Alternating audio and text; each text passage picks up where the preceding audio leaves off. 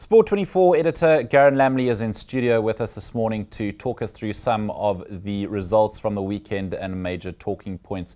Garen, good morning. Good to have you in our studio. Thank you. A great sporting weekend for the most part, I guess from a South African point of view up until last night with the Proteas.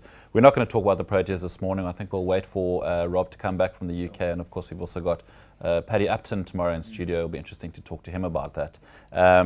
But Rafael Nadal winning his 10th French Open title, which was really impressive. But let's focus on the two positive results from a South African perspective. Bafana and of course the Springboks. Bafana winning their AFCON qualifier against Nigeria away. First time I believe they've beaten Nigeria in 25 odd years. Is Baxter the saviour of South African football? Yeah, so far so good. You obviously can't ask for anything more than victory away in Nigeria in your first match. As you said, the first time we've beaten Nigeria in a competitive official match in 25 years, which is quite frightening to think. But 3 points away from home. Obviously, this is the qualification for the 2019 AFCON tournament in Cameroon. If we win our group, we automatically go through, which would be fantastic considering we missed out on the 2017 edition of AFCON earlier this year.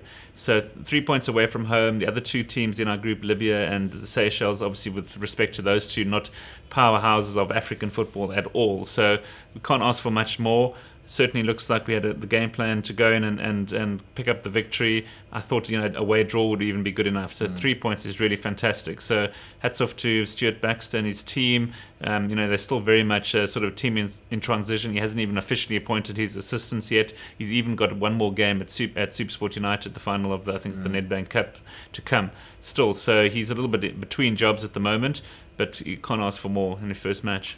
Garen, also you mentioned earlier doubles as qualifiers for the Football World Cup. How does it play into that? Yeah, so obviously the big task that Stuart Baxter has is next year's Soccer World Cup in Russia. We're sort of in the middle of the qualifications for that as well. But that's something we're desperately trying to get to, obviously having missed out on Rio, the last edition there. So that would be a first prize. AFCON obviously comes as a little bit of a secondary importance to the World Cup. But it'd be fantastic if South Africa could be one of the 5 African slots assigned that go to the World Cup in Russia, and we continue our participation in that tournament. But we've still got some way to go in that as well, and some tough games coming up. Obviously 5 spots out of the 50 African countries is a lot more challenging than the 16 spots available for an AFCON tournament, for example.